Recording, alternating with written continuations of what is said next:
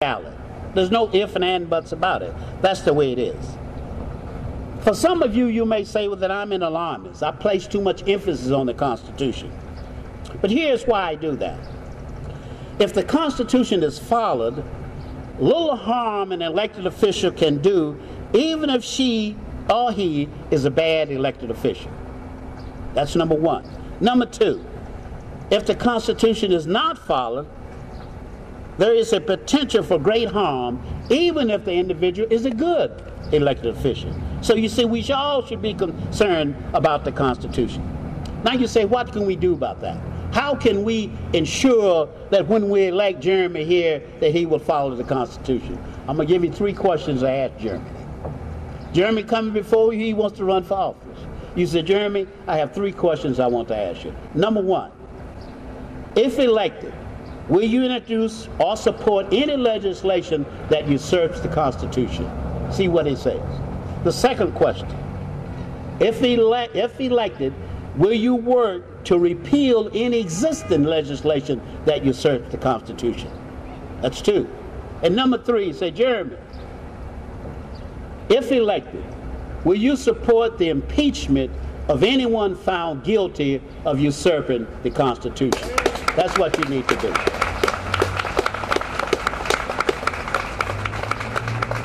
What has happened too many times, they get elected, and their agenda changes from you and my agenda. They have one agenda, and that is to get reelected. In the words of Thomas Jefferson, in the question of power, let there no more be heard of confidence in man, but bind him down for mischief by the chains of the Constitution. In the question of power, then, let no more be heard of confidence in man, but bind him down for mischief by the chains of the Constitution. What that merely means, simple as this, ladies and gentlemen. We don't need Democrats in Congress. We don't need Republicans in Congress. We don't need independents in Congress. We don't need liberals in Congress. We don't need conservatives in Congress. What we need is the Constitution in Congress.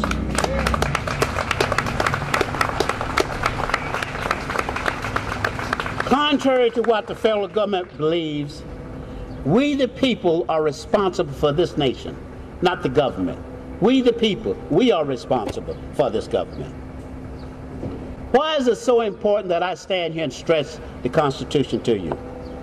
First of all, children should be educated and instructed in the principles of freedom. That's number 1. Number 2, if you would ask me what is the biggest threat facing America today, it's not Obama. It's not a Congress that's gone wild. It is the mere fact that over the years, we have not passed down what it means to be an American. We have not done that. We have failed. As I told you earlier, we are exceptional. We are unique. We are founded on a fundamental belief in God. I don't care what France does.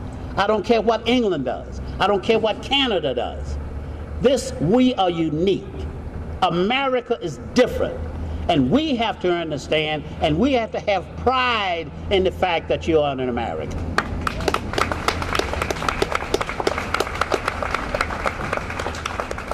As I reflect on Obamacare and the government's propensity to treat us with disdain, I'm reminded of a government program that my forefathers lived under for 246 years, 1619 to 1865. Ladies and gentlemen, this is not a joke. I want you to listen to me.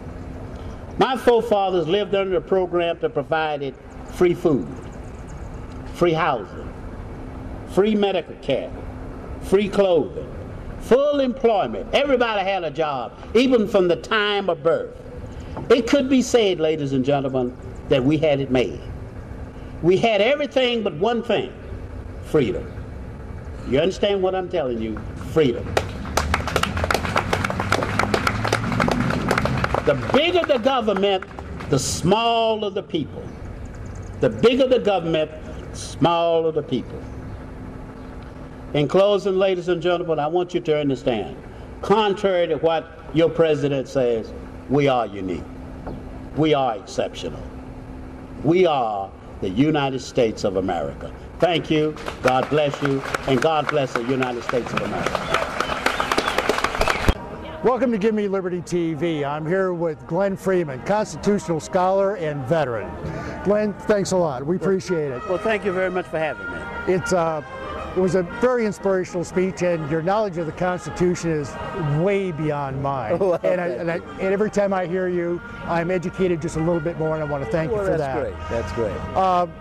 First of all, I'd like to get a kind of a commitment for maybe later on down the road, after I get a little bit more prepared, we can sit down and do an in-depth interview. Absolutely, we'd love to. Thank you very much. Were you pleased with the turnout here in Seward? Absolutely. Every time that I go to an event and people say, well, you know, we expected more people, I have to remind them that this country started with 55 men. 55. Just 55. Out of a population of about 7 million, this country started with 55. Yes, it was. And something that I remind people too when they tell that to me is the fact that every one of you people here, there's at least 10 more that are like-minded that aren't here today. So don't be discouraged, folks. Don't be discouraged. That's exactly right. Thank you, sir, for coming and for your very inspiring speech. Well, thank you very much. I heard you at the Think and Tea Party also. Oh, okay. All right. Thank you so much. All right. Okay. It's great to have fans, isn't it, Glenn? It is. Thank you very much. Thank you. What is the most frequent question people ask you? Well, most times, people, they don't know what to do. First of all, they look at the health care bill, they look at the corners of kickback, and all these many things they've done.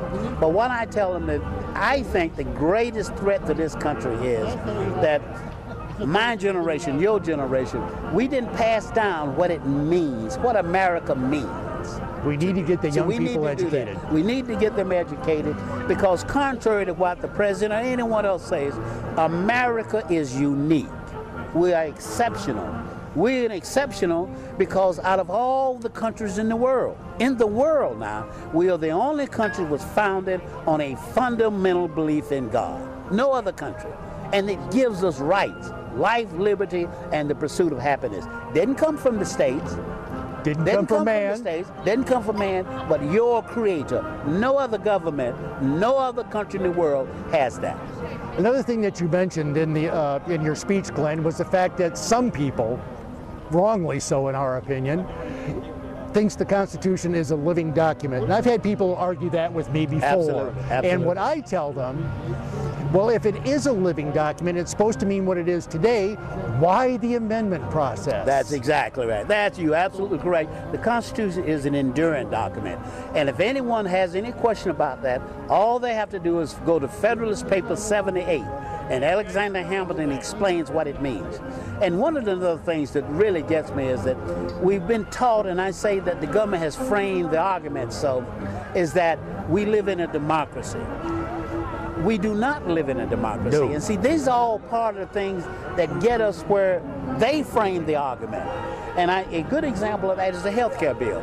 No time, or very few times, did you hear a politician say, the health care bill is unconstitutional. Oh, absolutely. Congress does not have the authority to enact a health care bill. You never hear that. They talk about the money. They talk about the way Canada does it.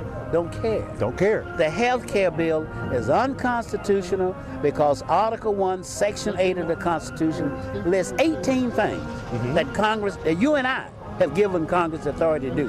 Nowhere in there has it got anything to do with health care. I want to thank him again for doing it, and I promise you, we are going to do an in-depth interview with this man right here. And I'm going to do so much more about the Constitution. Thank you, Glenn. Thank you very much for inviting me, sir. I'm W.A. Mitchell. America, carry on.